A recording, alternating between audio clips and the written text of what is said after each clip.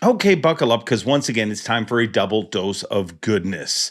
He is a 3-time Bassmaster Classic Qualifier, a Bassmaster Angler of the Year, and he just set the record for the all-time greatest win margin in Bassmaster history. First, we are joined by Stone Cold Kyle Welcher, but that's not all. We are also joined by Jake Latendresse with the Ultimate Bassmaster Behind the Scenes show, Jake's Take. He was with Kyle for 3 days. We break it all down. Both of them join me this week on...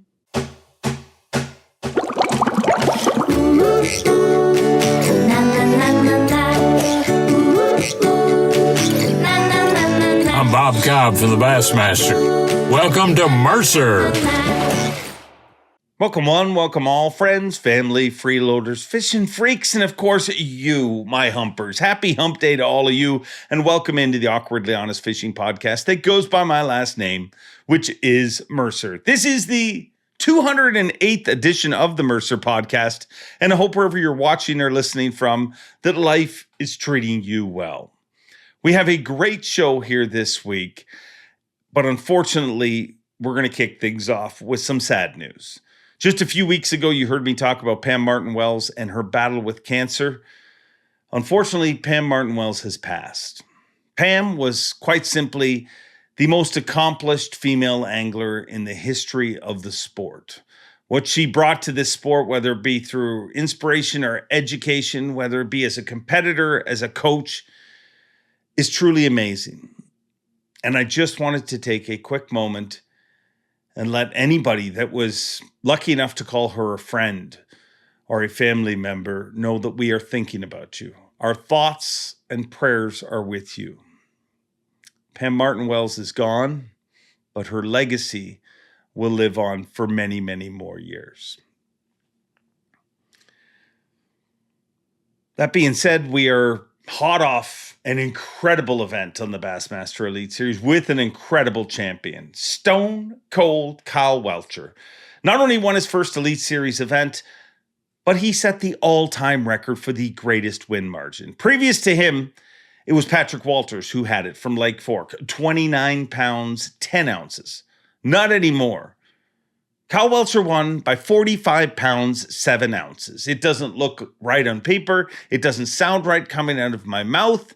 It just doesn't seem right to win a tournament by that much. I mean, if you look at the Sunday weights, he literally could have given the rest of the field 2 more days and they might not have caught him. What he did is mind-numbingly amazing. I mean, and it should be respected and celebrated. So congratulations, Kyle Welcher. We will talk to you in a little bit as part of this show, which I got to say, thank you, Kyle, for making time for this show. He's in the middle of another tournament, and we had to record really late at night, but I'm sure thankful that he found time to squeeze us in and make sure he was part of this show. Speaking of celebrating what he did, what a celebration it was in Elizabeth City, North Carolina. Thousands and thousands and thousands of people came out. It was truly an incredible crowd. Such a responsive crowd. So fun for me. I mean, when I asked you guys to make noise, you made noise. And I love you all for it. I had never been to Elizabeth City, North Carolina, but I can guarantee you I will be back, and I hope Bass is back. I mean, it took me a while to learn how to say Pasquotank River, but I'm sure glad I learned it because that part of the world, truly some amazing Bassmaster fans. And while I'm up there on the stage, and I have the best view, I get to see how wide and how deep that crowd goes. And I mean, the anglers get to see it, but they're only up there for a minute or so. I'm actually up there the whole time, and I get to stare and just see how many amazing and how rabid the Bass fans were that were there. And I just the whole time I'm like, I just wish the internet could see this, because guess what? There is a lot of goodness in the fishing world, and this past week showed it out. It was absolutely incredible. So I cannot wait to return to that part of the world. It was an incredible tournament. And the crazy thing is, by all accounts, it could be so much better. I mean, in pre-fish, the angler said that the they were catching 50 to 100 fish a day, lots of frog fish and stuff like that. So it's hard to believe that it could actually be better. We had a very extreme cold front. The water temperature dropped big time. So yeah, I can't wait to go back there and see it when it's good. Because if this is when it's off, Lord knows how good it could be. Speaking of things going good, you guys think that, I mean, oftentimes you'll read, oh, they don't listen. They being Bass or any tournament organization, or I don't listen. And nothing could be further from the truth. And I think if you tuned into Bassmaster coverage this past weekend, you saw that they listen. A lot of people said, hey, not enough time in the anglers. We're going to too many interviews and things like that. There was a concerted effort to make sure we stayed on the water, which, to be honest, is where I want us to stay. I love bass fishing. I want to see bass fishing. Bass loves bass fishing. They want to show bass fishing. So they are making an effort to make sure we stay on the water. And I think if you tuned in this past weekend, you saw it. I mean, I enjoyed it. I mean, even the halftime show, which is literally pulls us off the water. We did a lot more on the water stuff. I mean, we saw Kyle Welcher catch a freaking 10-pounder on the halftime show. So trust me, we are always working to make things better. We are always working to give you what you want. And I think it was a lot closer to that this past week. We will continue to try and give you the exact show that you want. And I'm proud to work with a group that is willing to do that. Speaking of willing to do something in the middle of a tournament, but willing to do this interview late at night. And I am so thankful for that. So I could ramble on for a while, but I won't. Let's just jump right into it with the newest Bassmaster Elite Series champion, the all-time biggest win margin in Bassmaster history, Kyle Welcher. Stone Cold Kyle Welcher, Elite Series freaking champion. Sounds pretty good. Has it set in? Yeah, not that you won, but dude, you won by more than, I mean, it's the greatest victory in history, literally. Yeah, I hadn't really thought about it that much. I fished 47 tournaments, 47 Elite Series tournaments before this, and I was on the other end 47 times in a row. So I haven't it's not like some crazy high because I understand that how the variance works a little bit. And it's very possible that it doesn't happen for another 47 or 100 times. So I've definitely enjoyed it, and I'm super, super proud of it. But, it's not like I'm not trying to beat my chest or anything, I don't think you'll ever be that guy, though. Yeah. I mean, how many would you have to win before you'd start beating your chest? Probably like 30 in a row. How did you win this tournament? I mean, really, I know you get, I had a rough preview. The story's pretty tough, but I mean, I know you're analytical. Like, why in the hell did this work out the way it did? So there's a few things that I think happened. Number one, there's no history on that place, right? Yeah. And if there was history on that place and it was known as a community hole spawning area or pre-spawn area or whatever that everybody knew to look at. And because when we go to community hole places like St. John's, we know where they're going to be spawning. Even if you don't see them there day one of practice, that doesn't mean you don't check it again on day one of the tournament or day two of the tournament because they're coming, And because we didn't have that history, I was kind of the only guy there where, and that is only because the elites have never been there. And from now on, forever time we go, that place will be checked, obviously. So not only that, but it was the full moon. And also, man, getting off to that start on day one allowed me to take my time on day two and really gamble because I didn't have any, I only had one fish found going into day two. And it's because I couldn't get it to bite the day before. So it allowed me to really gamble, having that lead, knowing I'd already made day three, to expand and really try to dial in what was happening. And I had a clue on day one, but on day two is whenever I really felt like I kind of figured out what the fish were actually sitting on, and then I could run it. But, that's only because I had the area to myself, I could really expand, But other boats fished it, right? Or did you have it totally to yourself? Other boats fished it, but not the same way. There was one boat that fished it day 3 and day 4, but the first day I only saw like one boat on it. Day 2, I probably saw 2 boats on it, and that's just kind of them running over there to one isolated place while they're kind of making their way up. I really didn't see anybody working up and down it at all until day 3 and day 4 I did, but before that I really wasn't around anyone. Watching you fish it, it felt like you were fishing a lot slower than everybody else. Do you think that's true? Yeah, I definitely think it's true and that's not my style at all, but it was but because the bottom composition makes it so hard to see them, and I could not go much faster without potentially breaking something. It was so many stumps under the water that like half the battle was moving across without folding your trolling motor up underneath you, and that, because it was like really, really bad. There were stumps everywhere, and it got really tough on day 3 and day 4. But if you went too fast, you weren't going to see them, and then if you went obviously too slow, you're not going to cover enough water. So that was another thing, is like with me, when I'm not catching them, I want to go faster, and then having a little bit of cushion allowed me to go slower. Then after I have confidence in it, that's what it is. And patience comes with confidence. If you're not confident in something, you cannot possibly have patience at it. Like nobody does. Like nobody has patience at something they don't have confidence in. So after I had a lot of confidence on day 2, I really felt like I had the area that I needed to be in, and I had all day to go up and down it, so I went really, really slow and tried to make sure that I didn't spook any and, capitalized on them.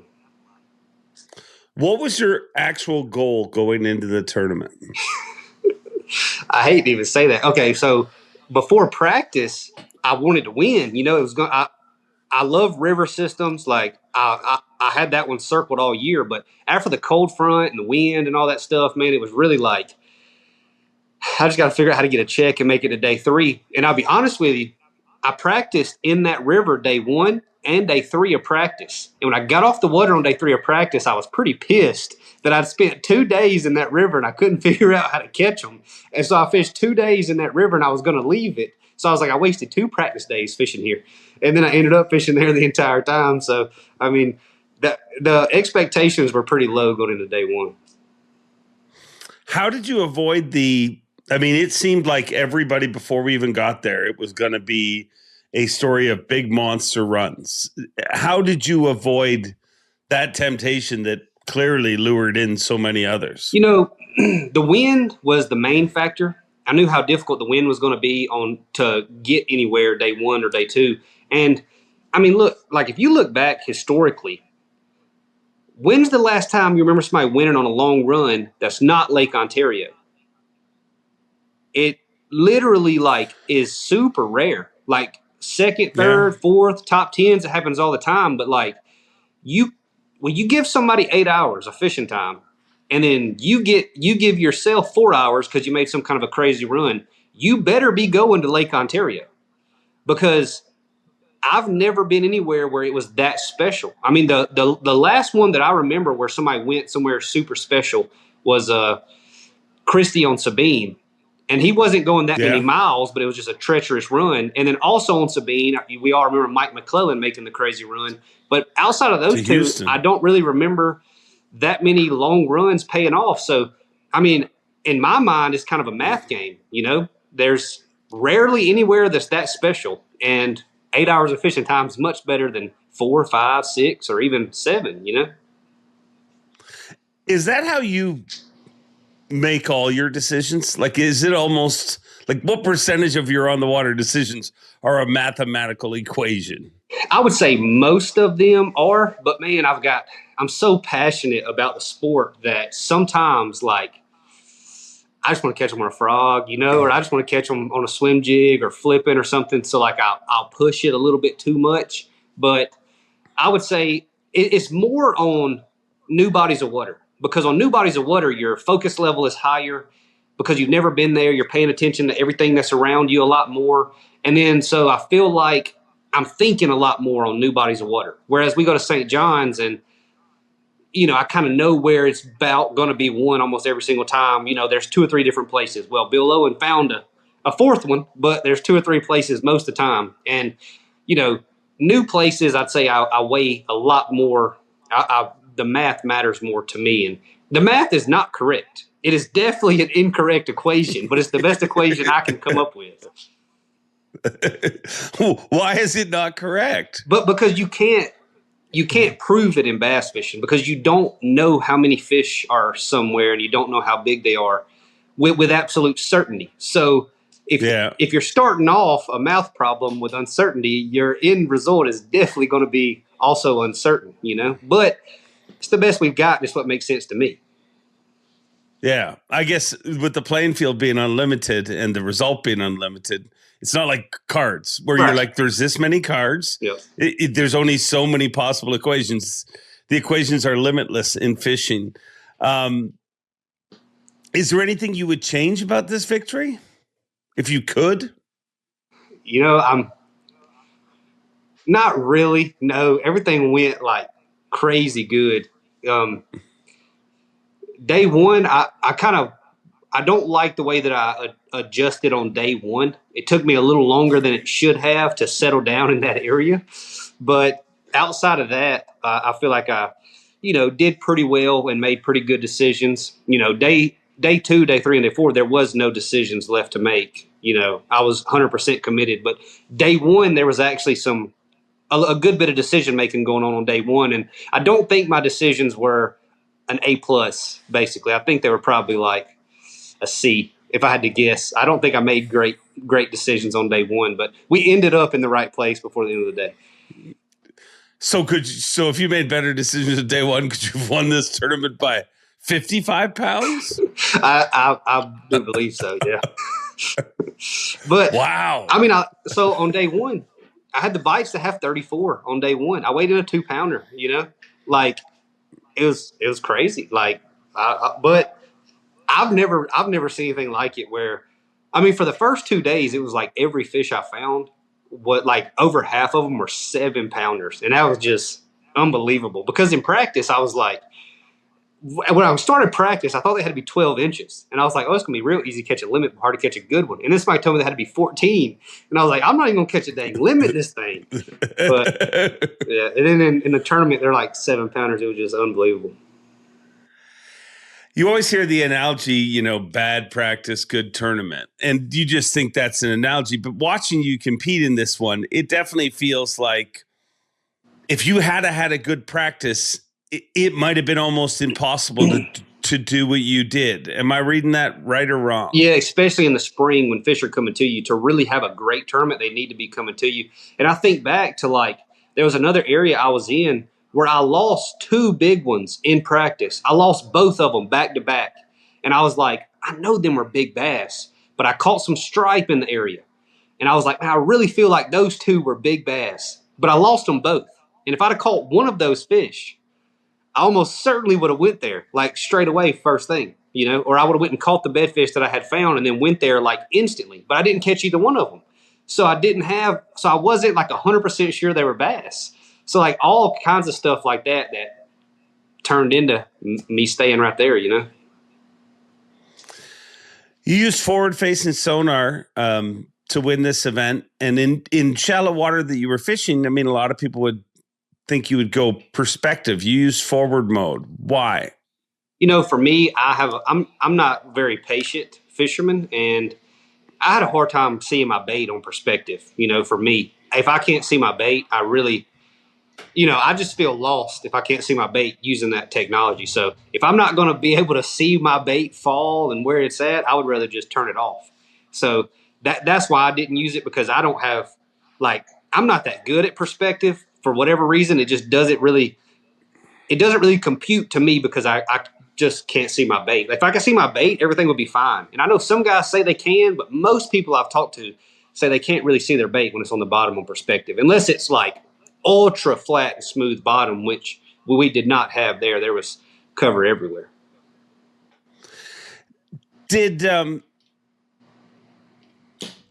Did the ability of not being there and not having history, did that make it easier? Because I know you also battle the forward facing sonar thing where you're good with it. I mean, you used it in part of your Angler of the Year, victory. But I also feel like you're a very conflicted man in the way that you're always being pulled away from it. Did the lack of education from that area or history make it easier to kind of stick with that? No, it's kind of like one of those things where now if I can find that bite and I can find where the females are with the technology, I'm going to do it. Like in a tournament, I'm going to do it as much as possible, because this sounds super like cheesy, but you're just so much more efficient when you throw in front of bass. Like it's like, that sounds stupid, but it just is. And I mean, I am conflicted because if it was up to me, we wouldn't have it. But I just won with it, so it's weird. But as a competitor, I'm going to use it every single chance I get, as much as possible. But as a passionate bass angler, that's not where my passion comes from, is using that technology. And that's just me and how I grew up and where I grew up, So everybody's a little bit different, but, it definitely is one of those things where if you can see them with that and you can tell they're the better quality, you don't have another option. Like, you can say, I'm not going to do it, and that's fine. You'll be on the couch on day 3. Like, that's just how it is nowadays. Yeah, I mean, I remember that line from when you won Angler of the Year, and I don't know if you said it on an interview or you just said it to me in conversation, but you said in the history of bass fishing, you're more effective when you're always casting at a bass. 100%.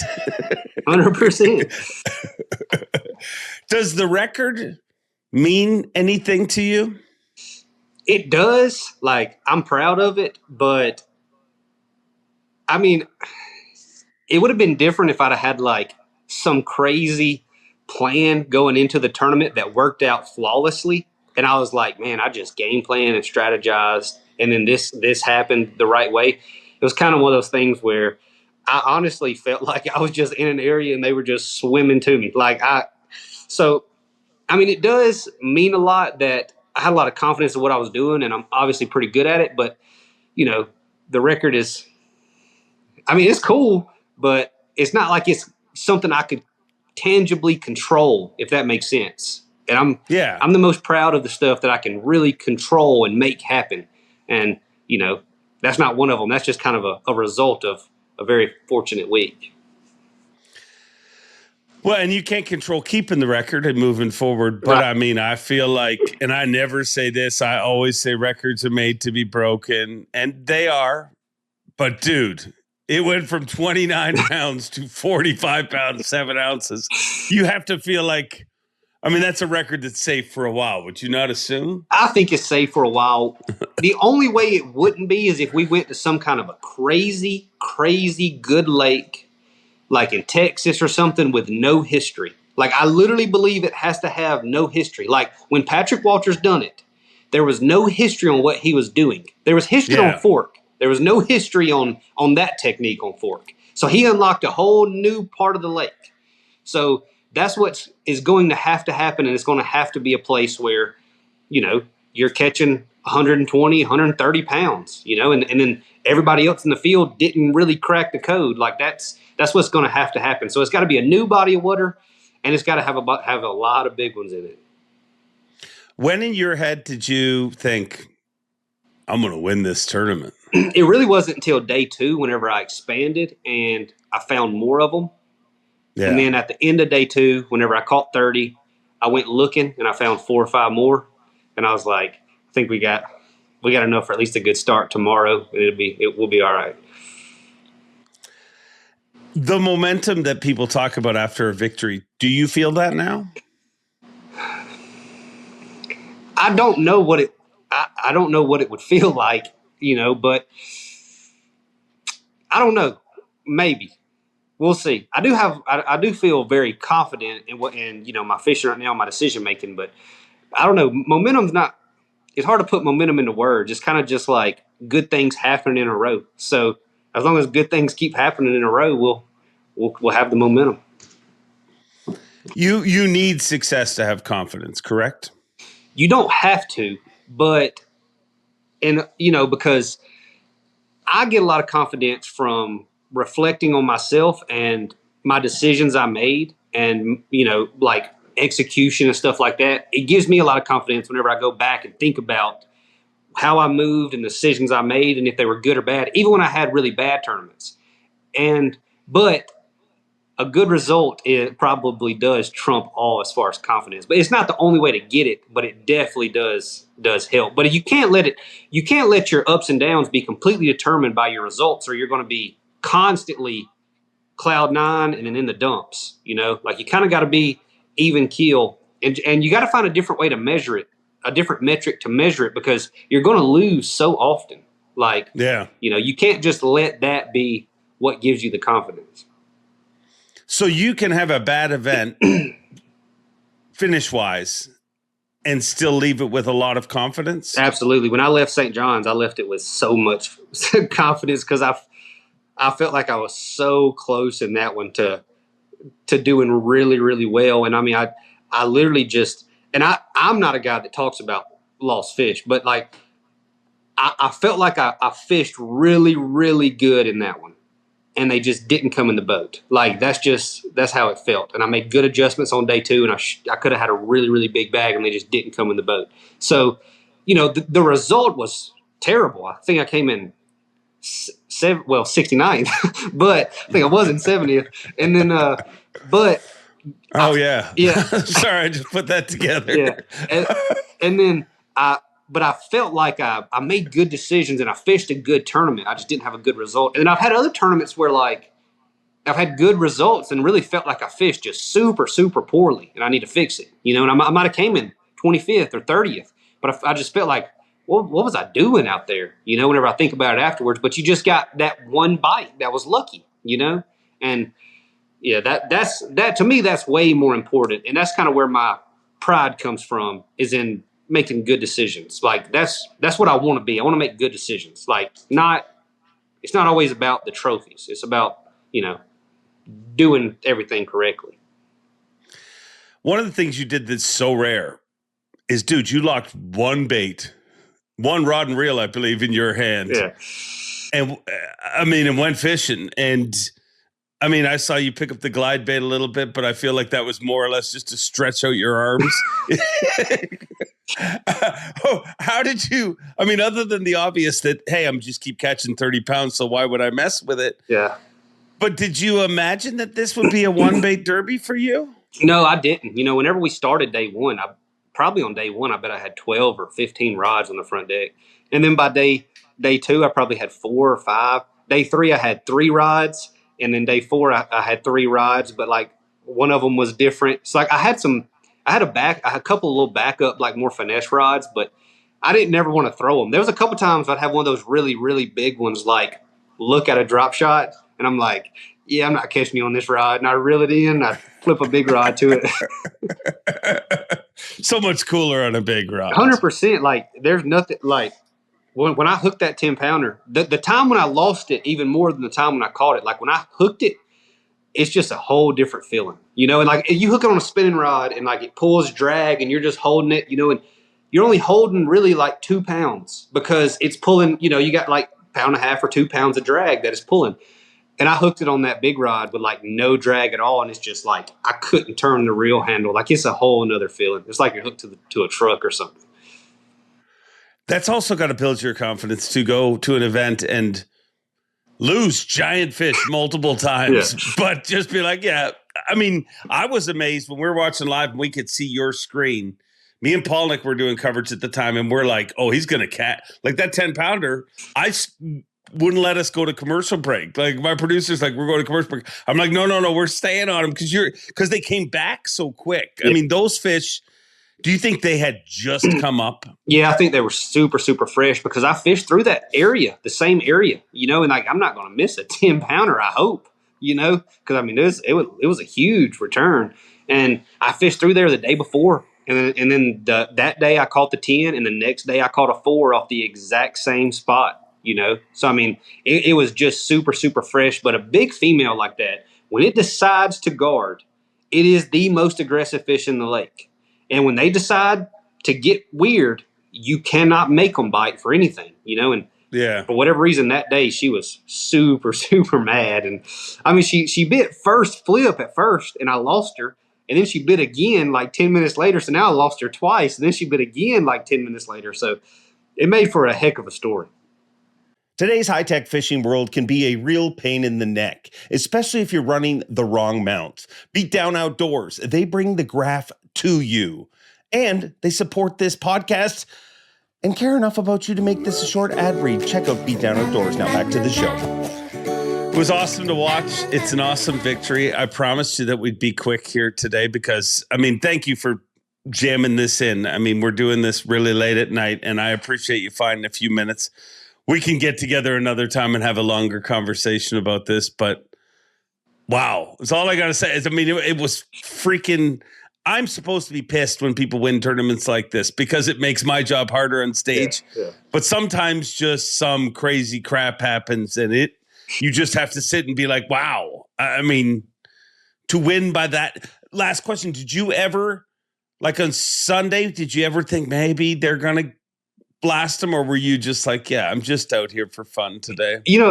Idling out on Sunday, I was like, if something happens and I zero and somebody catches like 34 and I lose, this will be the most dramatic, catastrophic loss of all time. So I felt a little bit of pressure. But then whenever I caught the first one, I was like, okay, now they need like a crazy bat. But my favorite part of the entire week was when I walked up on stage and you said, you need absolutely nothing to win this tournament. That was my favorite part of the entire week. Well, throughout your career, I feel like we'll have a lot of those moments on stage beside each other. I don't think I'll be saying that very often because it's so rare, and it seems less rare. But because you look at Paul Nick, I mean, that's 2 tournaments in a row. Literally 15 years I've done this. And there's always been someone load the hot seat, except for last year. Corey did it when we were in Florida. Mm-hmm. And then Paul Nick did it last event, and now you did it, but nobody's ever done it like you. I mean, freaking, have you talked to Patrick Walters yet? No, I have not. I'll probably see him tomorrow. Well, good. Tell him thanks. I appreciate your time. I'll let you get back to your family. I know you got an event starting tomorrow. Keep kicking ass, and we'll see you in a few days. I appreciate it. See ya. Once again, Jake's Take is back in your life, and this is a very special Jake's Take. Not just because, I mean, he was with Stone Cold Kyle Welcher for 3 days of 4 days of competition. He's got the baits in his hand. He was there for a history-making event, the biggest win margin in Bassmaster history. But it's your freaking birthday, dude. Happy birthday. Oh, I forgot about that. Thank you. Thank you very much. Thank you. I purposely didn't say happy birthday to you when we jumped on the stream, thinking that making you think I forgot or something. But no, happy birthday. Thank you so much. It's income tax day here in the United States every single year. So it's something that I can't ever forget. I either have to get my taxes in or file for an extension. Nice. Well, I hope that all works out good. I would like to wish my sister a happy birthday as well. She's 2 years older than me, but we share the same birthday, and she's my big sister. It's something I look forward to every single April 15th. Not so much my birthday, but that I get to share it with her. And we're not twins, 2 years apart, but she's always been there for me, and she's one of my very best friends in the world. So happy birthday, Gina.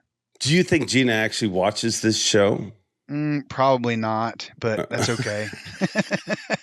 She might. She does she likes to fish, and we grew up, in the woods in West Tennessee together and finding salamanders and catching crawdads in the creek behind the house. So she can relate, that's for sure.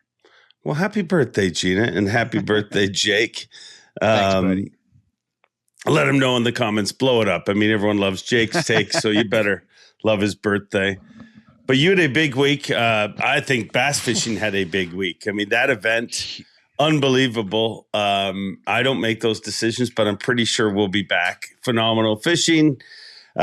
Phenomenal crowds. The crowds were great. I love going to new areas for that very reason. But yeah, no, just a great week. And the crazy thing is, and I kept saying it on live, but it wasn't even good. I mean, it was good for the guy you were with, but other than that, like, I mean, you talk to anglers, pre-fish was a lot better. Like before that cold front rolled in, I heard guys saying 50 to 100 fish a day, lots of frog fish. So we need to go back there when it's good. If this was tough. I agree. It wasn't good for everyone else, but it was, like you said, really good for bass fishing. And the event, the location, I guess, I don't know if this is the right analogy or comparison or not, but that's, to me, that's sort of the St. Lawrence River for largemouth bass for us now. It's like this is huge, vast, you know, whatever it is, 2 or 3 million acres of open water for everyone to choose from, and to narrow it down to one spot like that was just freaking unbelievable. And you know how he stumbled across that spot was really remarkable. It's a really great story, and I can't wait to start talking about it. All right. Well, before we get into that, day one, you did not start the tournament with Kyle Welcher. Day one, you started the tournament with Brian Schmidt, who this is the closest an Elite Series event's ever been to his house. You should have, you know, I'm sure he expected a big week, but unfortunately it was not. I'm pretty sure that he told me that he might be the only angler in the entire field, the elite field, that had ever fished, or at least fished that body of water or that area in a tournament, which he had done years ago. And so while it was, I think, 4 hours from his house is what he told me, and he had some experience there, he didn't have a ton of experience there, but he definitely, I think he felt the pressure of that being sort of his home lake, like everyone does. And man, you know, I know this might be beating a dead horse at times, but feeling that pressure of trying to do well in a tournament in your backyard or your home field, whatever that is extremely difficult, and it is rare. It is so rare that anyone ever does super well. I'm not saying they don't. I mean, Lee Livesey proved that at Lake Fork, and you know, the Johnston brothers proved that up on St. Lawrence and Lake Ontario. But at the end of the day, that's a lot of pressure, and I think oftentimes guys that fish their local waters and don't do well are just really glad when it's over so they can move on. Yeah, and I think what it is, I mean, I think this is a prime example, too, of what happens to them. You know, like you literally could not do what Kyle Welcher did if you're from there.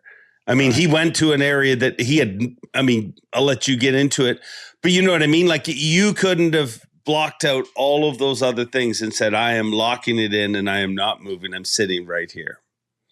But Brian Schmidt, a great dude. Sorry, we don't have a lot of fishing to talk about. One of my favorite guys. I just don't always have time to talk to him. He's a slow talker. Yeah, he is a slow talker.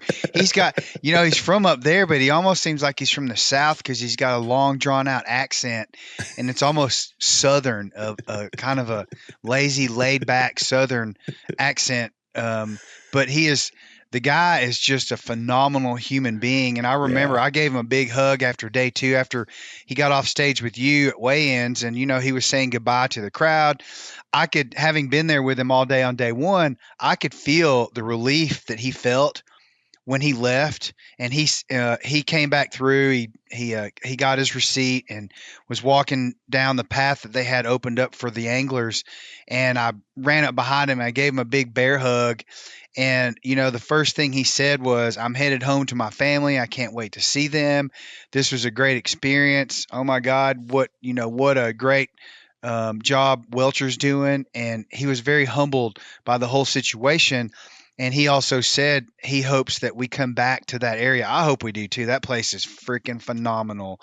And he was just very humbled by the whole scene and the whole situation, the appreciation to be close to home and all that stuff. And that's really who he is. He's a very respectful and appreciative individual, just being in the elites and having that opportunity. I really like that guy a lot. Yeah. Great human being, great family. And just a slow talker. I mean, he's the kind of guy that when you see him in the morning, like, when everyone's rushing around and going places and you say a good morning to people and you're just like, hey, buddy, good morning. And it's, me and you do it all the time. We're passing each other. We know but with Brian, it's like, hey, Dave, how are you? It's very, he enjoys it. I think he holds a coffee cup with two hands. That's what I'm saying. He enjoys life. When I jumped in his boat the first day that morning, I'd never been with Brian Schmidt, but I like all those missile bait guys. I like John Cruz, Ed Lochran, Brian Schmidt, all those guys, even the Derek Hudnall, all that stuff. And they're a little crew. They're a little, gang, missile gang, if you will.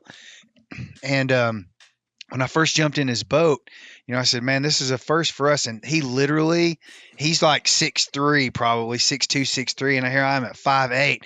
He gave me a great big bear hug on the front of the boat. And, that's just the guy he is. But anyhow, what a great tournament. The situation with Kyle Welcher was just unbelievable. Was that not a nuclear bomb or what?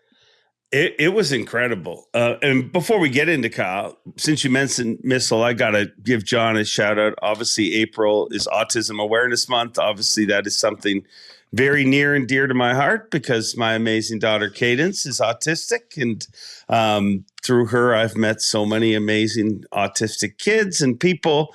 And what Cruise does every April is awesome. I mean, every year it's different. Last year, I think it was the year of the caregiver, and where he took care of some, they did raise some funds and did some awareness, but took care of some families that deal with it. And this year it was about the local community, and he raised some money for a local autism charity. Going to be doing that again at Hartwell. So thank you for being who you are, John Cruz. The world needs more people like you. And here's the crazy thing, and I say it a lot about John. He had no connection to autism before this. Like, that's what amazes me, because let's be honest, that's how mankind is. I mean, sadly, if somebody in your world deals with cancer, you start raising money for cancer. Right. He had no connection to anyone really. And now he's got a ton of connections, but he just saw it as something that needed a little bit of promotion, needed a little bit of awareness, and hooked his bumper to it. So I think that speaks tenfold. I mean, even the local community center that I dealt with and I'm making a donation to, thanks to Kyle Welcher catching the crap out of them. I agreed to a certain amount per pound he caught, which worked out to a lot. And I'm only too thankful. But the lady who runs it, and if I was more professional, I'd have her business card here and I would give you her name. But her kids both are autistic. So most of the time it's somebody who's connected to it. For John Cruz to do this out of the goodness of his heart is really cool. So that's how thank he you. Is. Yeah, that's who he is and how great he dude. is. Great dude. Super great guy. His dad, like, you can see where, the apple didn't fall far from the tree because of his dad. And John Cruz is a hugely stand-up individual. So all that you said and more, John Cruz. So day one weigh-ins going smooth. I mean, it looks like we're going to have Trey McKinney and Easton Fothergill in first and second place. I mean, that's what it looked like for Bass Track. And I love when Bass Track gives us a little gift of you didn't know nothing. Kyle Welcher weighs in 30 pounds on day number one, which at the time I thought, wow, that's incredible. He'll have something to build off there. And it turns out that was his smallest bag for the next 2 days. They just kept getting bigger. You get paired with him on day two, and I'll let you do the talking. Well, Brian Schmidt called it on day one. He already knew when he pulled into this little creek and this little cul-de-sac pocket that he was in to protect himself from the wind. He went in there and felt like he was catching little fish, and he kind of knew this was not going to work out because there were way more people in there than he thought there was going to be. But as we were talking, he was pulled down, he was throwing a jerk bait, and he was just, we were just chit-chatting. And he said, someone's going to find the mother lode and they're going to catch this place is capable of 30 pounds a day. He literally told me that on day one. So he was, more than correct. And getting paired up with Kyle when Brian left, he didn't make the top 10.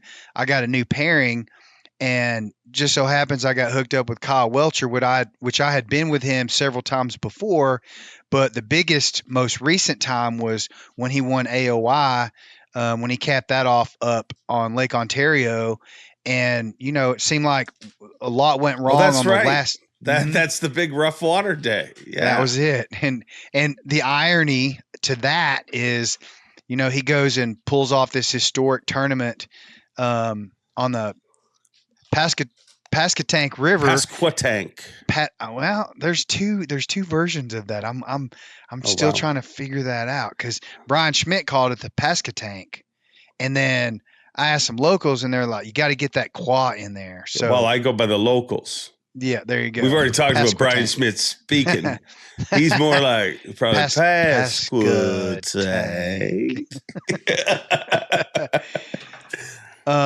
And this event was just, he just blasted him. And the way, the irony is that the last time I was with him, we were in, literally, I know people don't believe this, but we were in 7 and 8 footer swells on Lake Ontario, literally just hoping to get back to the ramp. And on this occasion, while everyone else was making these long runs, 50 miles this way, 60 miles that way, and 80 miles that way, burning fuel, Kyle Welcher hardly had to get off plane, because we went under the bridge. We took a left when everyone else took a right, and he literally went through the 6-minute idle zone, and then he got on plane for maybe a half a mile at the most, maybe 3/4 of a mile. Came off plane, kicked his trolling motor out, and literally hardly ever picked it up from that point forward. And the interesting thing is that Kyle, he was on day one, he had 2 hours left of fishing. And I may be wrong on some of these details, but I think this is how he told it to me. He had 2 hours left in the day on day one, and he had caught a few big fish in that area, but he was about to leave because he wanted to go somewhere else, because he wasn't catching any fish there, and he just felt like it wasn't right. For some reason, he went back to this one spot, pitched in there, and caught a 7-pounder, and then that really started his first 30-pound day. So he didn't have any confidence in that spot until like late in day one, when he decided to stick around and caught a 7-pounder, and then caught another one, and caught another one, and caught another one. And that's how he ended up. I'll have to ask Kyle, because the way I thought he explained it was that happened early. Like and it could, neither of us were with him. We'll find out. But right. I believe what he said on live is he wanted to give himself a chance at sucking close. Right. I think that was his exact, because he had a horrible pre-fish. It was a stereotypical bad pre-fish, great tournament. But he said in that, and he was about to leave. I'm certain this is what he said to me when we were talking at the tanks before weigh-in. He said, I was about to leave and make a run, because he said he started. So regardless, he stumbled across it on day one, didn't realize what it was, had caught a decent fish there, but those 2 fish made him stay there. He catches 30 on day one. On stage, he had a great line. He said, yesterday I left the dock, or this morning when I left the dock, I had no idea where I was going. I got a clue now. And that clue played out. And he obviously, there was no question. I honestly didn't know he was that close after day one. So my job was to tell Wes, because everything is so vast, and Wes Miller runs the live drone. So he asked me to get a pin from him and send him the pin, so he would know where to go first. And then he would have to maybe go 50 miles or 2 hours to make a run to cover someone else with the drone. And when I got the pin, I was like, well, that doesn't look right, because that's like basically right where we are. And then Wes went to Kyle, got the pin and confirmed, and sure enough, he was literally right past the bridge. So that was really cool. I didn't get beat up. I had no rough rides, or it was really. Did all the other camera guys hate you? I mean, watching them walk off the water every day was like watching The Walking Wounded. Like everybody just limping and dragging their stuff, and then there's you. Me skipping back to the camera trailer with 30 pounds on my camera. I did film this quite differently than I normally do. I did it one day last year with Greg Hackney on Lake Seminole, because he was methodically catching those fish in shallow water, and everything was so interesting, but you really didn't get the vibe of what was going on unless you knew what he was doing from the moment he felt like there would be a fish in a location.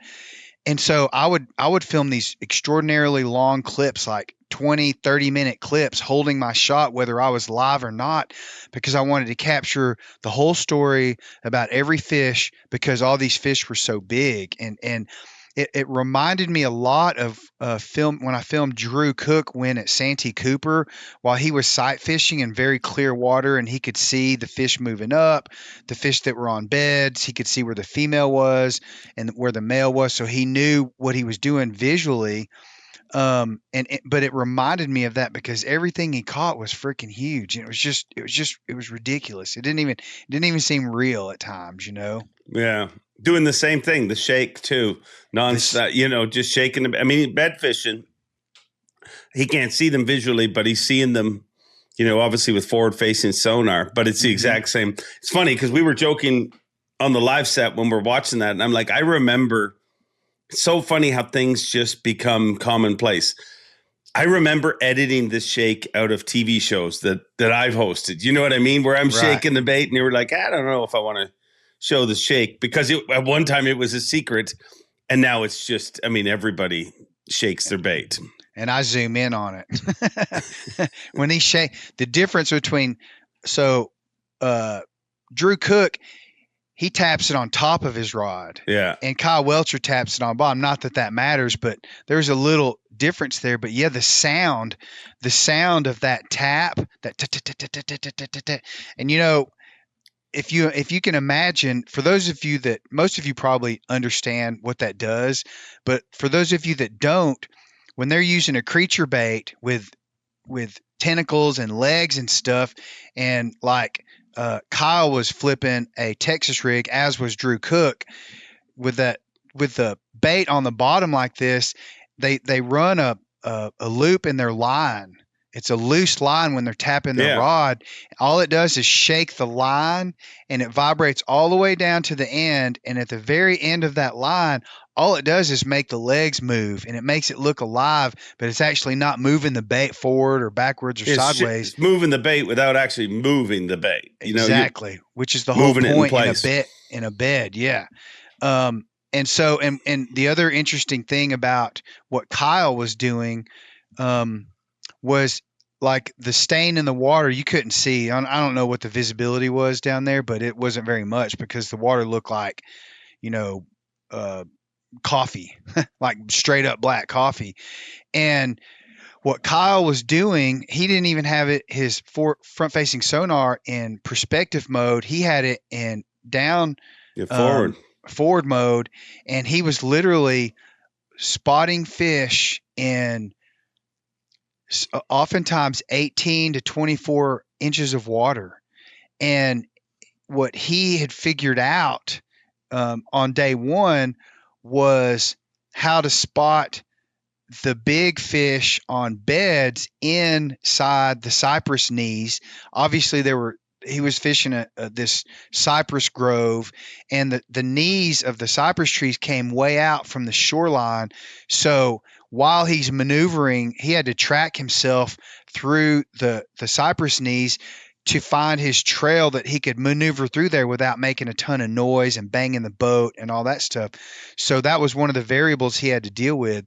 The other one was when he spotted the fish, he was literally going back and forth when he was tracking through there, just like Fujita does, just like Taku does, just like everyone does out in the open water.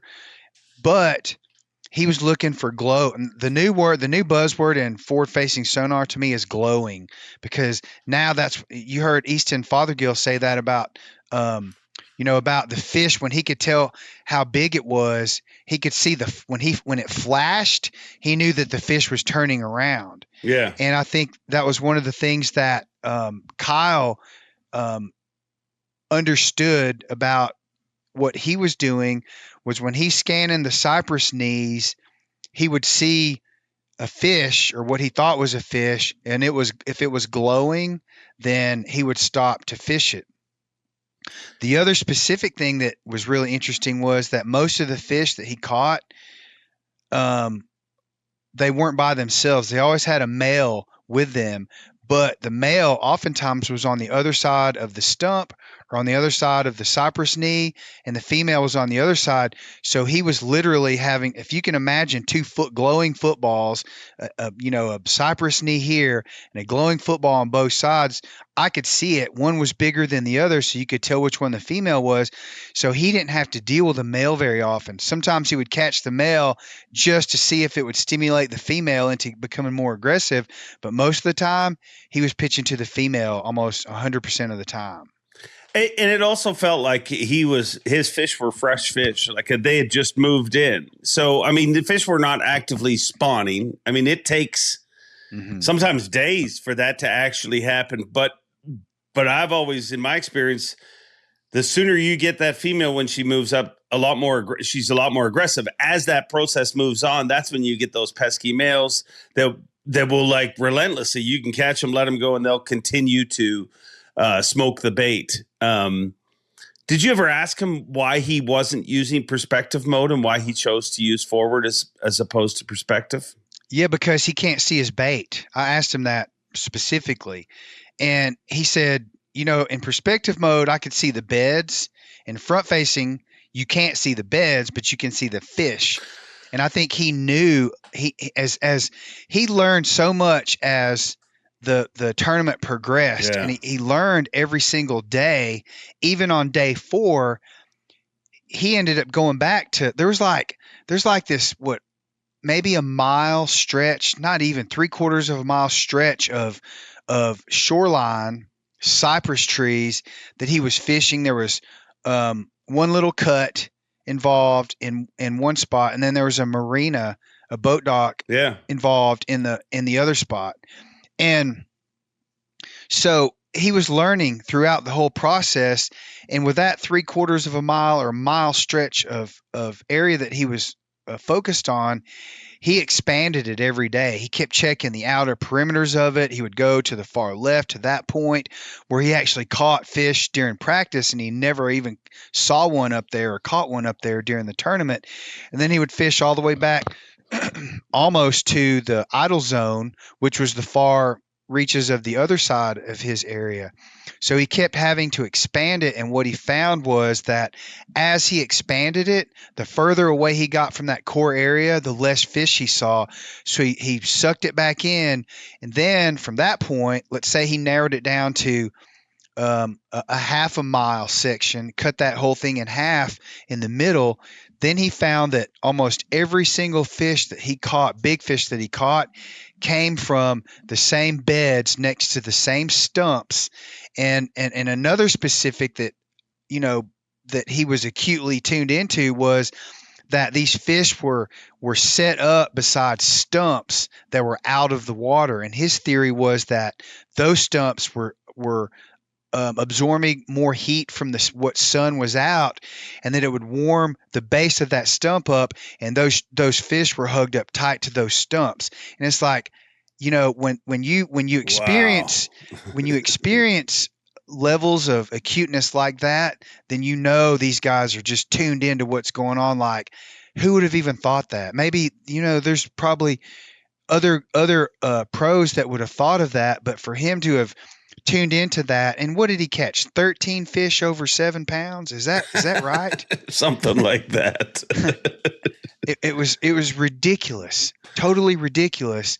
And the way that he expanded and really managed his fish was remarkable, because he didn't, on day 3, he was like, I'm not going to manage these. If I run out, I run out, but I'm going to try to, catch the biggest bag that I possibly can, because I may not need it on day 4. And I don't want to take the chance on coming back here on day 4 and these fish being gone or running out of fish, which is essentially what happened on day 4. Did he ever get, because that was not a secret spot. I mean, a lot of the locals are like, yeah, we fish that all the time. They told me about tournaments that have been won there. Which makes it even more amazing that it is a local honey hole and that he ended up getting it to himself as far as competitors go. Did he ever have locals fishing in around him, or was it just no, dude? The locals were amazing. That was hey, kudos to them. Kudos to all the locals for showing up to the event. All the way that the local Chamber of Commerce and the community set the whole place up and blocked traffic. So we had places, everything was phenomenal, even to the point to where I think the biggest gallery crowd that Kyle had attracted was on day 4. And I think there was 13 to 15 boats at one time that were following him. They all turned their front facing sonars off. They kept their distance.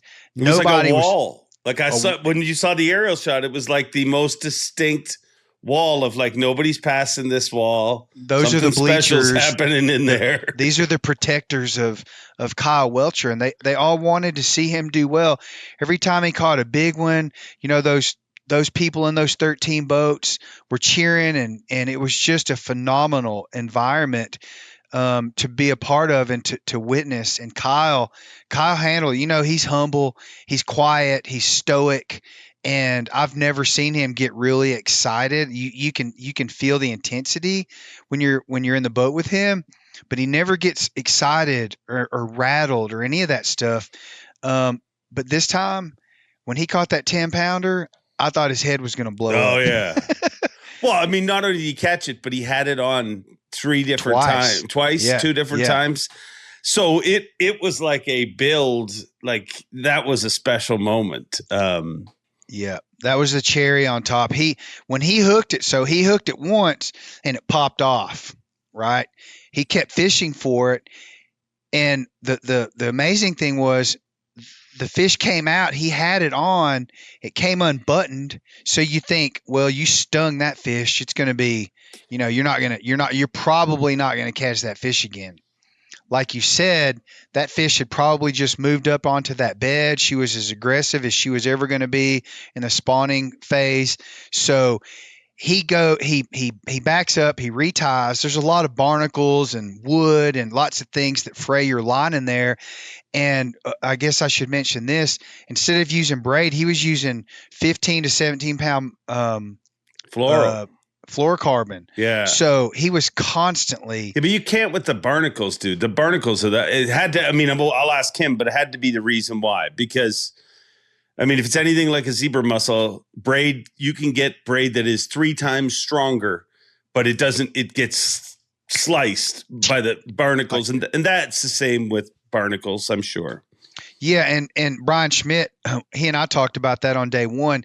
He snapped off so many times because he was fishing an area that there was more brackish than probably where Kyle was, I guess, because he was up by the mouth of the river, and he set the hook several times and just literally, it was like he was shark fishing. Like a razor blade. Yeah, exactly.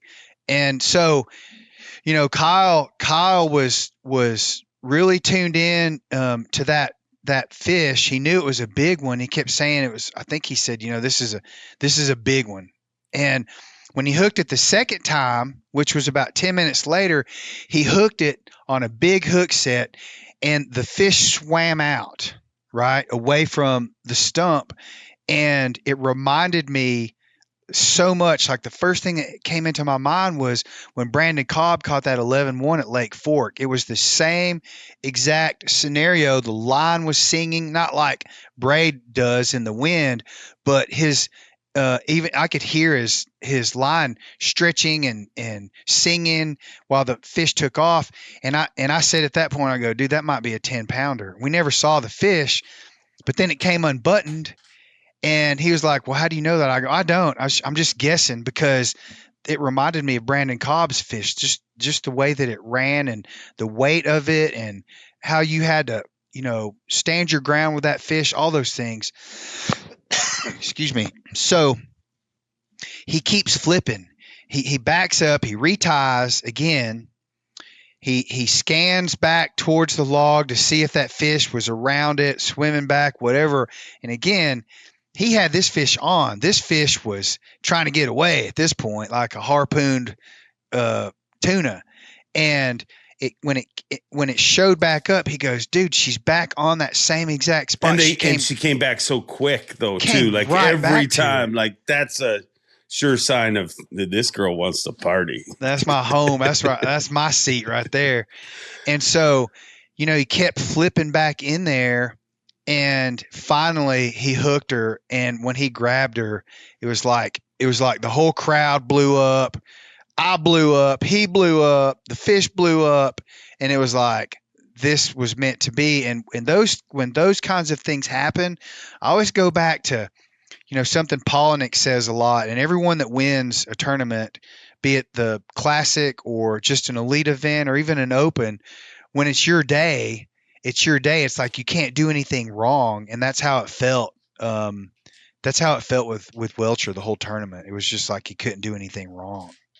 Avco not only makes incredible outdoor clothing, but they care about anglers with their 10% pledge. Avco and the Shed family donate at least 10% of the company's profits to conservation and making fishing better. Now back to the show. Yeah, it did. And that fish specifically, I mean, you knew that fish was going to, you knew he's either just going to keep breaking it off or losing it, or it's good. He's going to get out. I mean, we were on live when that was happening. And at one time we were supposed to go to commercial break and I'm like, we're not going to break. Like I called it live. I'm like, we need to stay on this fish. Producer Tyler, I apologize. But I totally did. And then when we made us go to break, I'm like, it's not me. It is not me, just so you know, viewers. It is the producer that is making me do this. Because you knew, like, it just was building. I think Palaniuk was on live with me at the time, and even Palaniuk, like, we were just amazed. You could see it was a giant fish on the graph. You could just, it was just that incredible moment. That's what I wish I could have seen. The only time I could see his graph was when I glanced down at it. Yeah. And I didn't zoom into it very often on this trip because we have picture-in-picture now. We got typically we'll have one of the graphs, particularly if they're using it quite a bit, then we'll have that hooked up to a different live unit, and it comes in on a different channel, so I can't see it, and I'm not focused on his screen like I would be before we started doing that. So I didn't really know what was going on, but every now and then when he would say there's a big one, I would ease over and look down or zoom in with my camera to a screen just to see what he was looking at. And sure enough, you see these stumps that are just showing up. That, hell, they might be fish for all anyone else would know because there's so many of them and they're stacked vertically. And then you see this glowing football.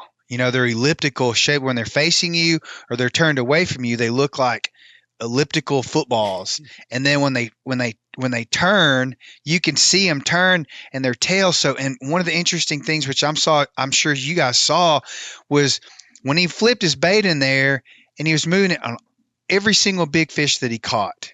All right, I don't even know again how many. I'm pretty sure he said he caught 13 over 7 pounds, and which is just mind-boggling.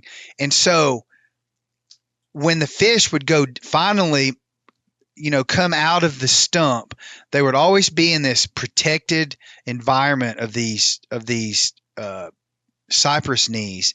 And when they'd finally come out, they would nose down and he could see his tail almost at the surface of the water. That's when he knew he was getting ready to set the hook. And of course, my cue from the back of the boat is when they come off the trolling motor and they lean back and they put their foot back, that's when I know to hit record. And that's what I did. So it's just a really interesting perspective, especially in a tournament like that, with what Drew Cook did at Santee Cooper, what Lee Livesey does all the tournaments that are won as a camera guy, and I think I can speak for all of us, all 10 of us that work these events. When you're in the back of the boat, when it's going down, it's like one of the most unique and bonding and learning experiences that we get, because we're the only other person in the boat. And it's so interesting to see what's going on as it happens, the character and the personality come out in these guys. And it has nothing to do with the camera. It has everything to do in the world to do with the emotional output that explodes when they have a tournament like that, because they work so hard, and it's so hard to win any of these tournaments on any given day. It all comes out when they win, and it is a really special experience to be with these guys. So, I was just happy and lucky to be there. It was a really, really cool experience, and have him catch so many big fish, it was surreal. Yeah, and to be with him for 3 out of the 4 days. I mean, a lot of times it's 2, it's 1. Usually it's a couple, I would say. But to be with him for all 3 days, for him to keep the camera in his boat, for you guys to go through that together, it's very cool. It's one of the things that I miss about not being on the water, doing coverage like I used to do, because you get a bit of a bond. Like, hey, we went through this together. You don't get paid any of the money or nothing. no, there's no extra. There's no extra there. The extra is the experience and the memories, and when you think about when you're done, I know I'll look back on it and cherish every even the non-wins. I mean, some of the experiences, like I remember when I think we were on Eufaula, when Chris Zaldane caught a 5-pounder on the other side of a dock, and literally that was covered in river trash, right? And he flipped in there and caught a 5-pounder and lifted it up to get it over the dock, and the tip of his rod broke, and he caught a high stick, like a hockey high stick. And even those little moments, I still have that rod. I asked him if I could have it since it was broke, and he gave it to me. And even, 20 years from now, when I look back on all these experiences, I remember all of them. And when you remember things like that, that reminds you of how special and bonding these experiences are, because no one can ever. I don't want to, but I would probably do it for free, because Shut your mouth. I'm shooting myself in the foot here, aren't I? You're going to get beat up in the camera trailer. But it's that level of life that you get to be a part of, and has nothing to do with us. It's just, something that you get to be there for. And I knew on day 2, I felt like, okay, when they have a big day, a 30-pound bag on day 1, the big question is, does he have enough fish? Are they going to be there tomorrow when he returns to that spot? And what's going to happen? And so that was what was going through my mind. I'm like, man, I really hope he catches, 25 pounds on day 2 so I can capture this on camera, so people get to experience at least somewhat what he had on day 1, because he didn't have a camera guy. When he catches 30, I think he had what, 30, 30, 31, and 34. Is that right? Yeah. 30 and change, 31 and change, and then 34 and change. Yeah. Yeah, right. That's right. And then he had, a pesky 23. 24. Yeah, 23, 14, or whatever it was. Come on, man. So I knew after day 2 that this was probably going to last, because you could tell these were new fish that were moving in. He told me, I said, what made you have a gut feeling about this spot? And why did you come back to that? And he said, well, it was 90 degrees the week before they started practice. It was 90 degrees up there. And so he knew that the fish were going to be moving up to spawn. And when he looked at a map, really, that's one of the as big as that place is, most of it has steep bank lines. And this was one of the few areas that he wanted to focus on because it was a long, drawn out flat full of stumps and spawning habitat ground. And so, that's why he really focused on that area. And as you moved out to deeper water, or when he was trying to expand his area that afternoon, once he got to 30 pounds on day 2, I think he probably would have caught, had he seen another 7 or 8 pounder, he would have casted to it. But his big objective was to learn more about that area so he could expand it in case he needed it on day 3. And so, again, what he saw when he moved out away from the cypress stumps, there were literally, what he said, if you move out here and you were going back and forth out in this more open water, it's still fairly shallow. But if you were go out here and scan like he did, you would see that there were literally hundreds of bass out there in the open that were waiting to move in to the spawning grounds. And so, I just knew when he told me that, I knew that this was going to be a sustained spot that could very well reload every single day. And if it did, there's no telling what was going to happen. Well, it definitely reloaded. A 10 pounder on day 3. It's one of the most pure, like, locked into a spot victories.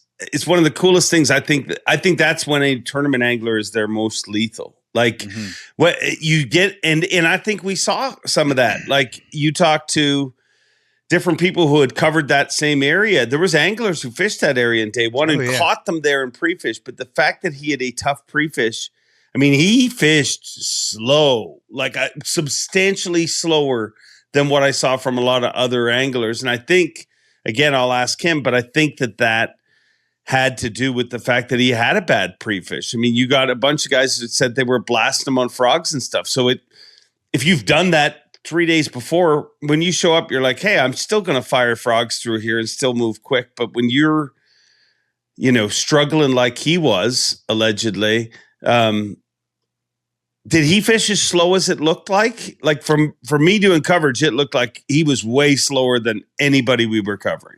Oh, yeah.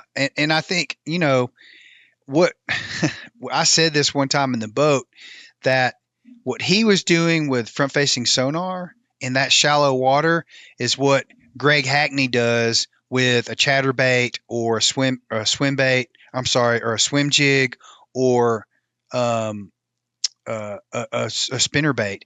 He literally goes through and fishes the entire system that he has put boundaries around, and he'll literally cast or flip between every knee and every corner and literally comb the area.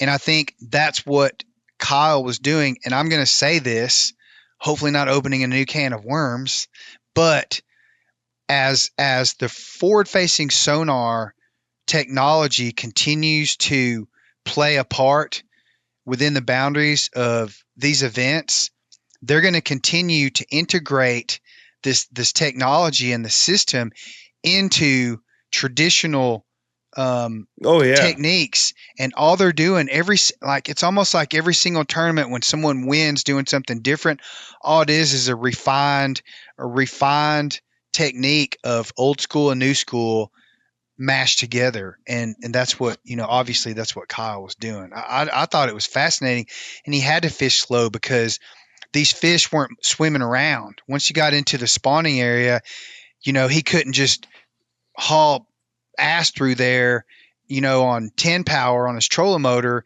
to get to his spots. Plus, he actually broke his trolling motor shaft in practice. I believe it was in practice on the last day. He thinks he stress fractured it hitting stumps on day, and then he broke it off. He actually broke it off on the last day of practice, had to have it replaced. And so he knew he had to be careful that he didn't do that again during the tournament. So, it was just everything that he was doing and had to do was dictated by a slow moving, progressive learning experience and expanding on his little microcosms that he had to catch those big fish. And like I said, I think it ended up being as big as that area was in relative to each spot that he caught his fish on. It ended up being like 5 or 6 different specific waypoints where he caught almost all of his fish, at least all the big fish.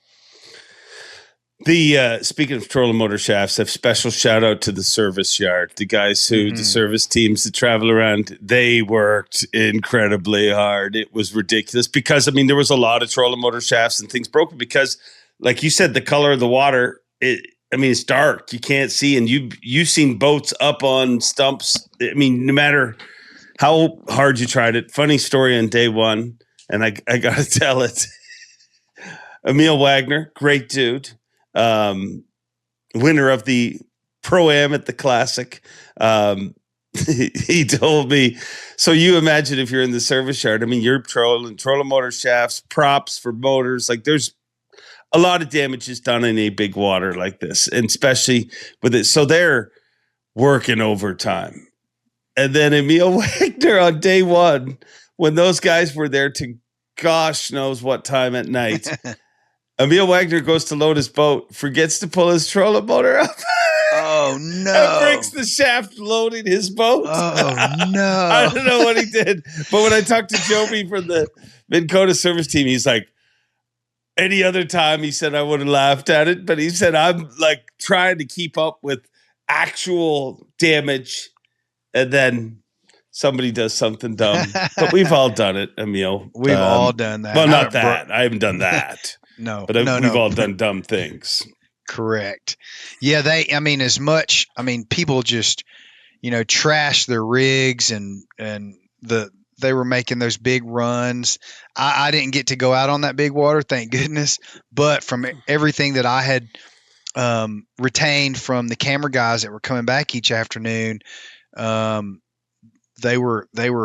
it was as bad as it gets, or it has ever gotten for us as camera guys. It was really rough out there. So kudos to the camera crew too for hanging in there and being the tough warriors that you guys are.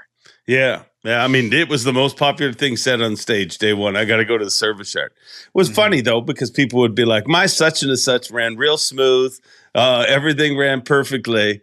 And then 30 seconds later, they'd be like, I got to go to the service yard, though, and get it all bolted back together.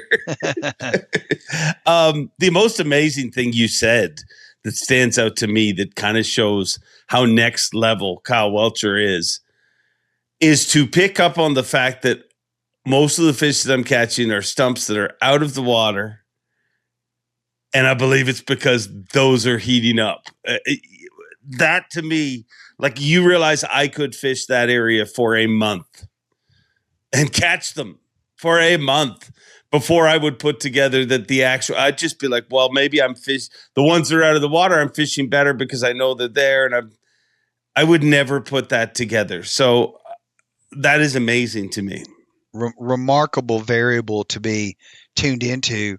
And, I'm not going to say who, but there were other very good shallow water anglers that you knew, like you don't want to see them in front of you fishing in an area like that because you're thinking that they're going to pick that place apart. And they didn't. And two in particular, they were kind of fishing that area on the various days, would come through, and then as they passed each other, Kyle would say, what you got, or whatever. They always ask each other how it's going. And both of them only had one fish at that point. And Kyle already had 30 pounds in as well at that point, fishing the same exact area. And what I noticed about them, the other guys, they were fishing it too fast, and it may very well have been because they weren't tuned into that. Well, this is what I'm looking for.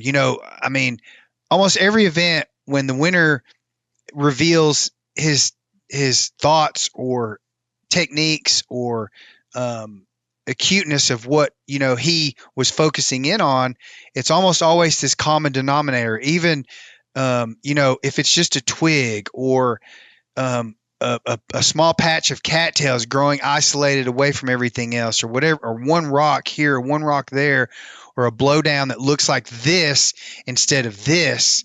They always lock into some specific thing. And, for Kyle to have done that, I remember one specifically that was in this little cove, and it reminded me, I was filming for KVD one time down in Florida on a private mission. And I remember we came into this cove, and there was all these cypress stumps back there. And I'll never forget, I was rolling the camera, and he said, "Man, this has got big fish written all over it." And he throws in there one time, and this huge weight comes out of nowhere and comes in and just eats his bait. And we get the whole thing on film. And that's it reminded me a lot like of where Kyle was fishing in this tournament. But to notice that, and he kept going back to this one stump. And I think this one stump, and if you go back, if you were to go back in the playback of the whole tournament, and you went back to the last 30 minutes of day 4, he went back to that stump one more time just to check it, because I think he caught like either 3 or 4 7-pounders off of that one stump. And who's to say that it wasn't the same male that was there tending those the 4 different females? He was locked in on that stump, and he was there every single time. So it was like a new queen would come up, and I don't know what was going on with that male fish, but he was a very lucky guy for a while until Kyle showed up. Was there anything else that stood out to you? Because I mean, literally when he was standing on the stage, the only thing that kept going through my mind is, why did you win this tournament? I get it. If it's your time, it's your time. I get it. You're good at this, but why? Like, it blows me away to see a tournament that is that dominant. Like, not the weight that he weighed in, but for nobody to be within 45 freaking pounds of him. Like, literally, we could have sent the rest of the field out. We could have sent the other 9 in the top 10. And they don't catch him in 2 days. If you go by their weights from Championship Sunday, I mean, not even close. I mean, you're going to have 22, 23 pounds a day to catch him. And we had nobody that was weighing, like, to me, for him to do what he did doesn't compute. Like, for it to be good for a few people is one thing, but for it to just be that dominant is wild.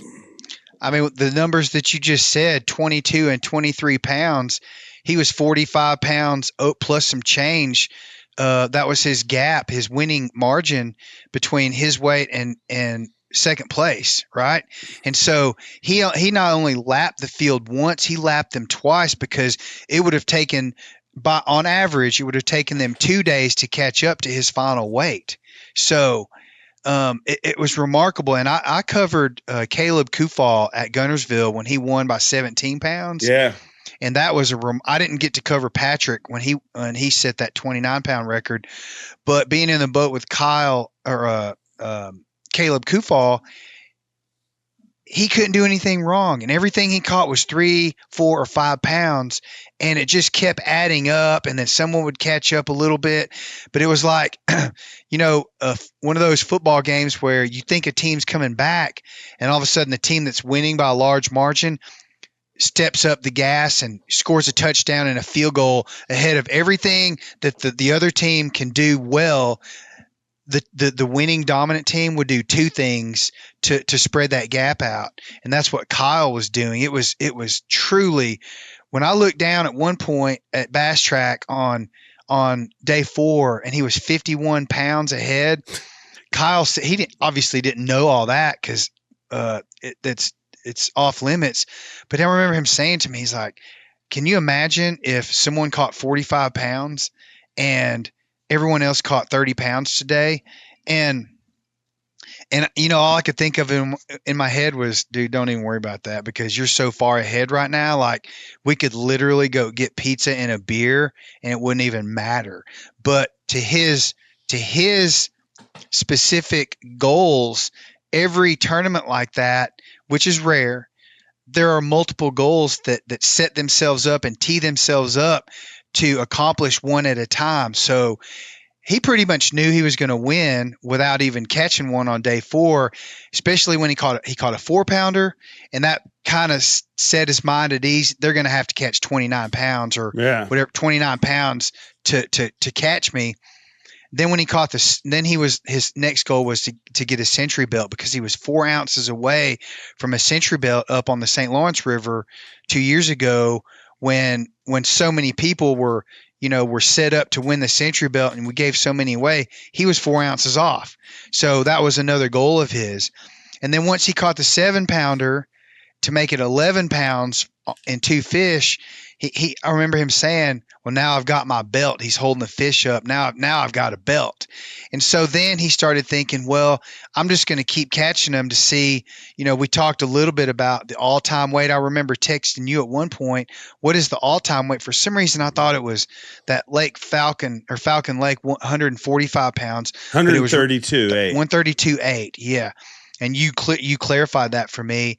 And then I start thinking, well, he's only 16 pounds off. And you think, well, that's a lot. That's 2 8-pounders, or 2 10-pounders or whatever it is. You think that's a lot of ground to gain. But then you think about the last 3 days and you go, this is actually not out of the question, right? No. He definitely put himself in that. I think he's in the top 20 winning weights or top 25 winning weights. Top 20 or 15 even. To give you an idea of just how dominant what he was doing is, and I got to give him credit, it was either Ronnie or Such that brought the stat up on the live show. But yeah, after the first 3 days of competition, if you took the next 3 biggest weights in all the other anglers, like not from one angler, but if you took the next 3 biggest weights, he was still destroying that person. Like if you could take those 3 biggest weights and put them together, so outside of him just being better at it, why do you think he was there anything else that stood out to you as, I mean, there's so many little variables, when Jason Christie won the Hartwell Classic, that had a lot to do with the way he set up and pulled down on the front ends of those docks when he was catching the 3-pounders that he needed to upgrade or to even get his 5-fish limit during the day. It was all because he was tuned into the fact that the fish had moved from the back of the docks to the front, and then the angle at which he approached each one so he could access the corners of the boardwalk and the actual boat dock itself. That was the specific that really Jason capitalized to win the Classic. And on this occasion, I think on day 1 and day 2, the wind was coming from a completely different direction. He actually had pretty smooth water to fish. Kyle did in this area. And then all of a sudden, day 3 and 4, it blew from a completely different direction in towards the shore, and it was blowing colder water in there. So, it changed the dynamics of his location. Plus, as heavy as the wind was, his boat control became a problem because when you've got these cypress stumps, right? Hold on one second. I'm going to get a prop. Hold on. Oh, wow. We're getting props. For those of you listening to the streaming platforms, you might want to check it out YouTube because you'll miss an opportunity to see Jake awkwardly run across his room to get oh, wow. We've got a cypress knee. This is an actual cypress stump. I've had this my entire life. You? Of course you do. It came from Tennessee. My Uncle Harold cut this off. Of course he did. And varnished it, skinned it and varnished it. And so this is my cypress stump. So thanks, Uncle Harold, RIP.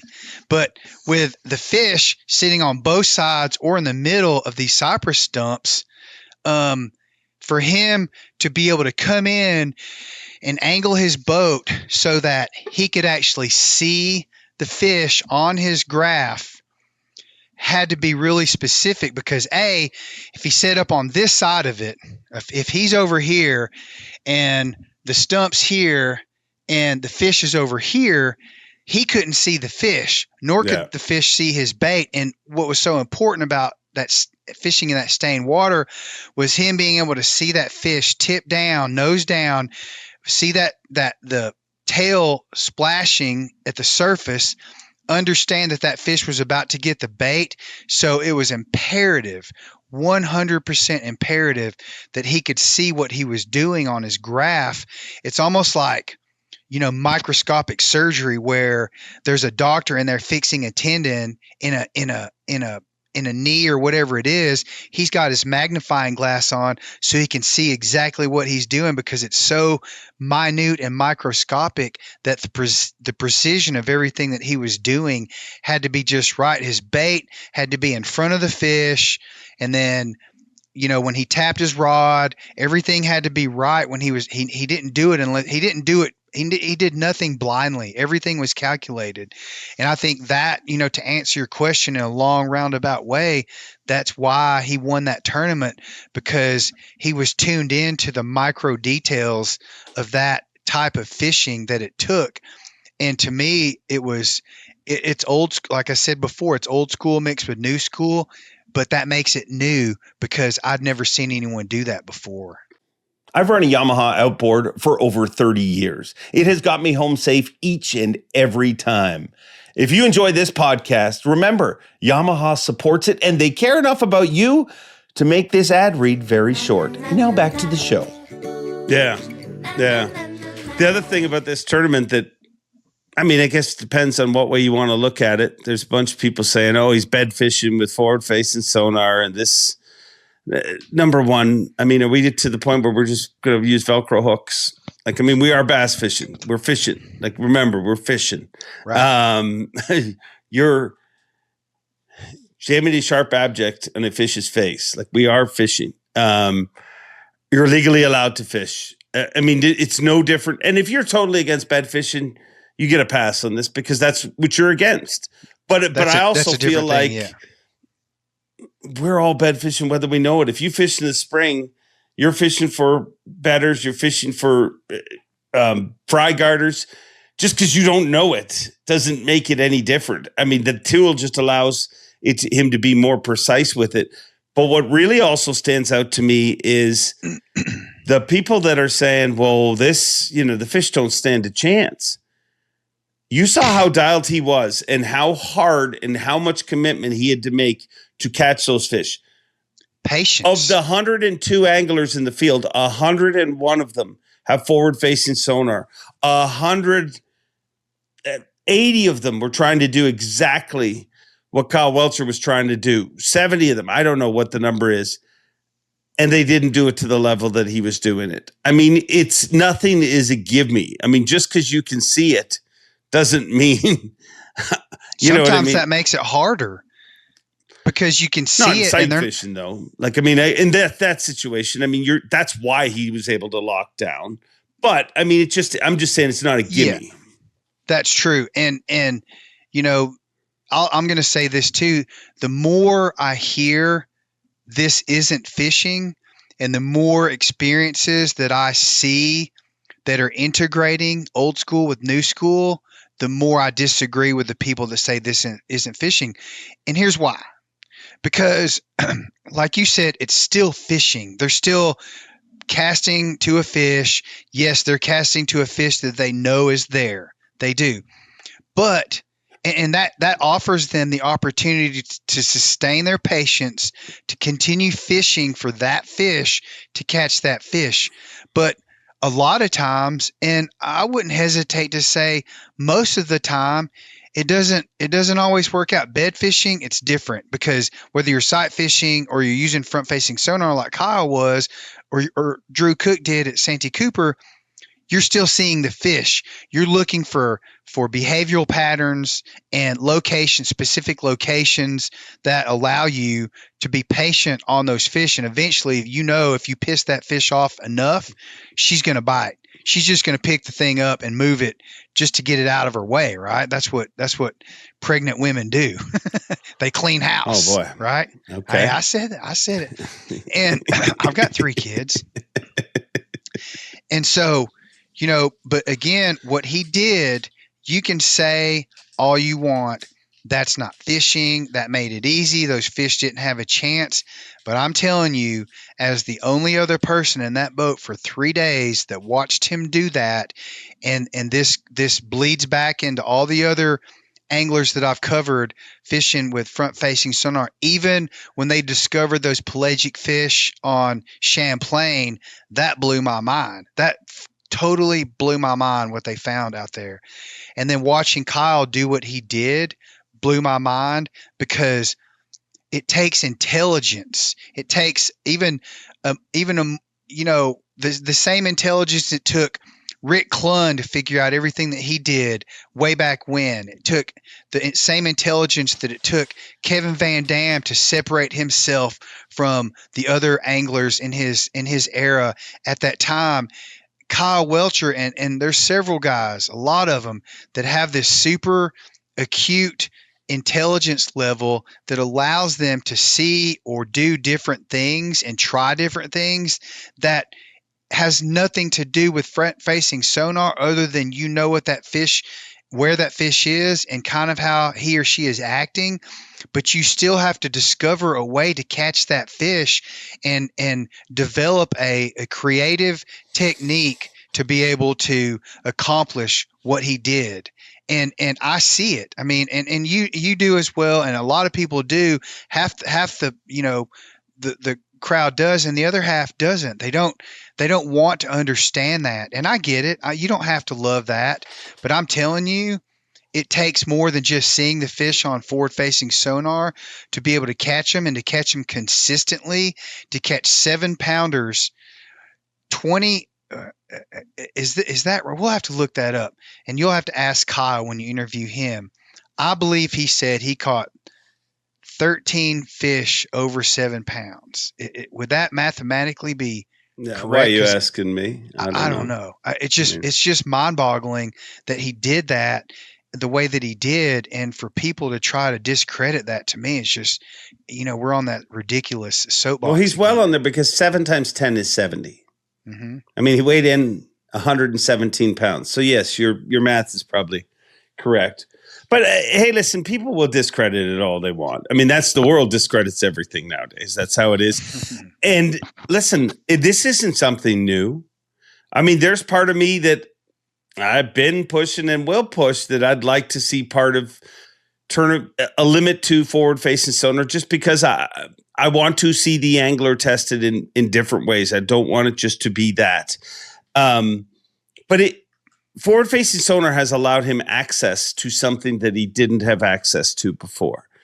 No different than braided line allowed people access to something they didn't have access to before. If you went frog fishing before braided line was invented, guess what? You didn't land near as many fish. If you went before flipping, guys didn't get access to those fish. I mean, and the belief of that's not fishing, that's not new either. That's totally, I mean, I remember before, even more 15, 20 years ago, going up to Tree River and fishing for Arctic char on the Tree River, which is where all the world record Arctic char have come from.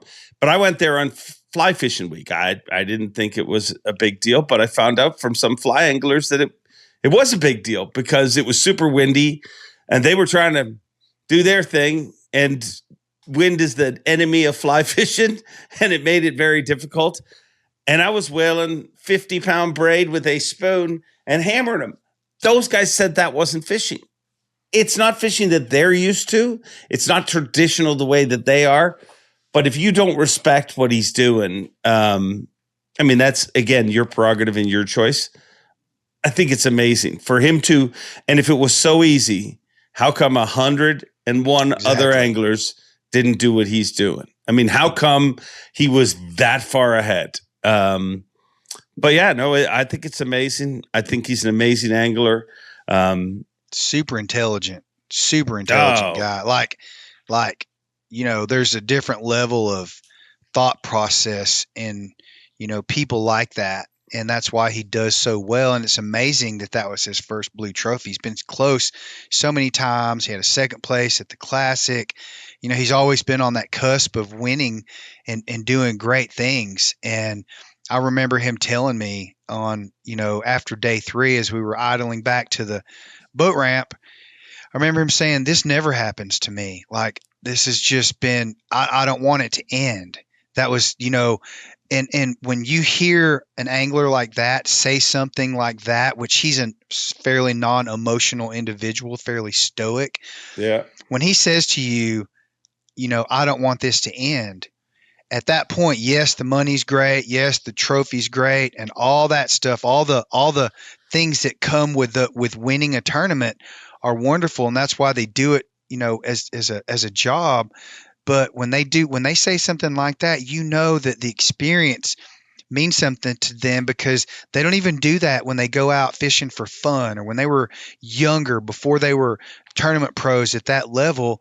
You don't do that for 4 days and forget about it. Those are once in a lifetime experiences. Even if you win 10 more tournaments, I'm sure KVD could tell you the micro details about all 25 Bassmaster events that he won, and all the highlights, or the things that made him, capable of winning 4 classics, and all those things. You remember those things. And to me, that's what makes it special, because you don't get those events and those memories that often, and when you do, they're etched into your head forever. Well, it was an awesome week, a historic week, and it's still your birthday. What are you doing tonight? You got big plans? Cake? My partying? kids forgot What's my happening? birthday this morning. No one wished me happy birthday. You and my sister and a few other people were the only people. My Facebook is blowing up, I will say that, because my God. My kids forgot. But here's my plan. So they still don't know.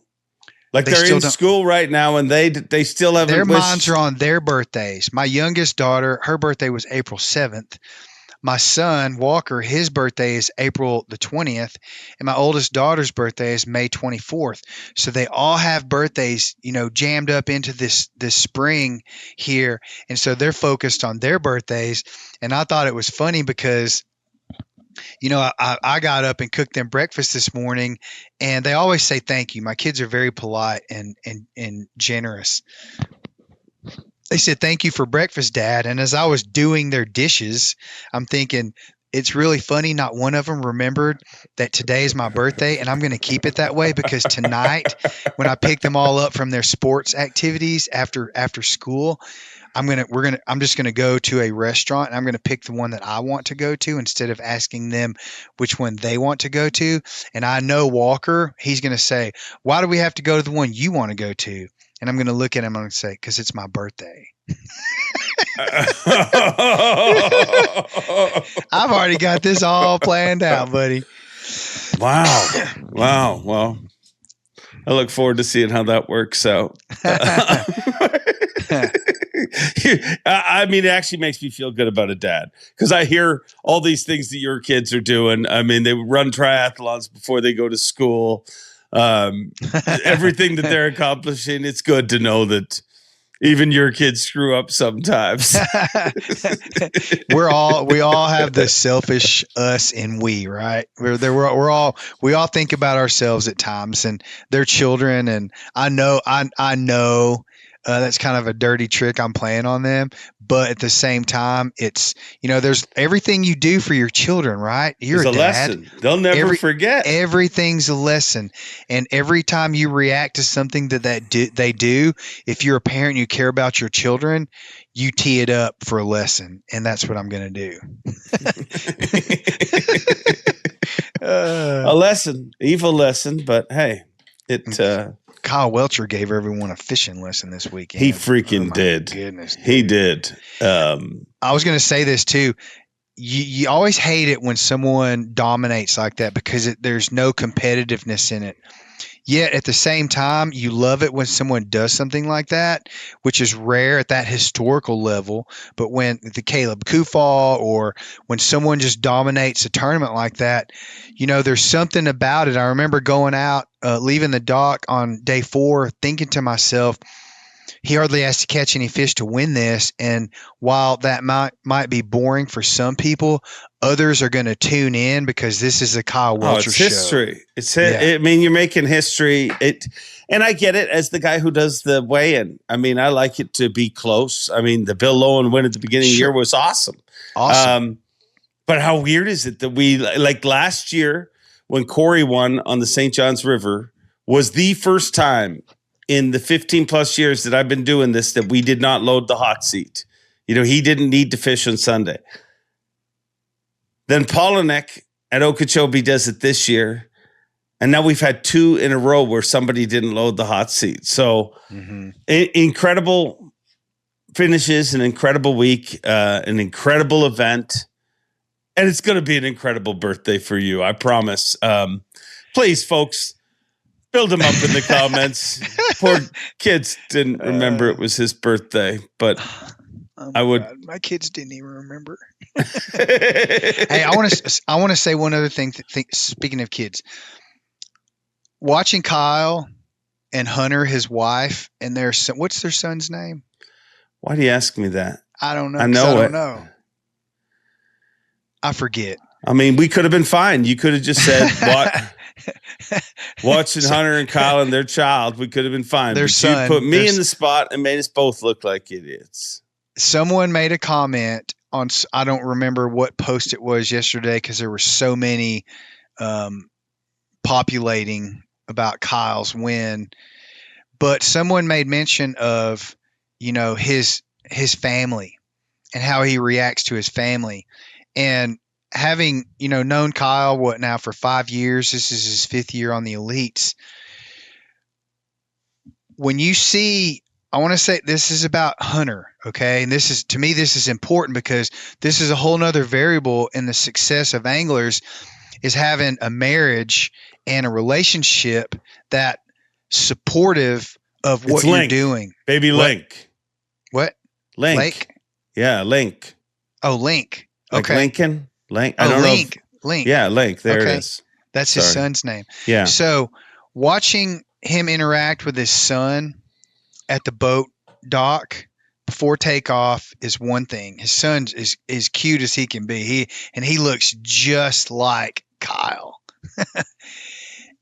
But more importantly, in my opinion, not that trying to distinguish or disconnect the relationships there, but the thing that I saw about Hunter, and I've always noticed this about her, the way she approaches his boat in the morning and in the afternoons when he comes back to the ramp is remarkable. She's always there.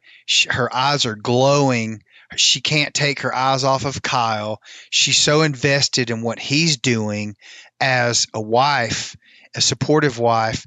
I just wanted to throw that out there and give kudos to Hunter, because that's something that a lot of people don't notice or understand about how important that is to these anglers, especially when they're not doing well, is how important that is to them, their psyche, how they leave the dock every morning, what they're going to do the rest of the year if they're sucking, and how they explain it to their spouses when they get home or whatever it is.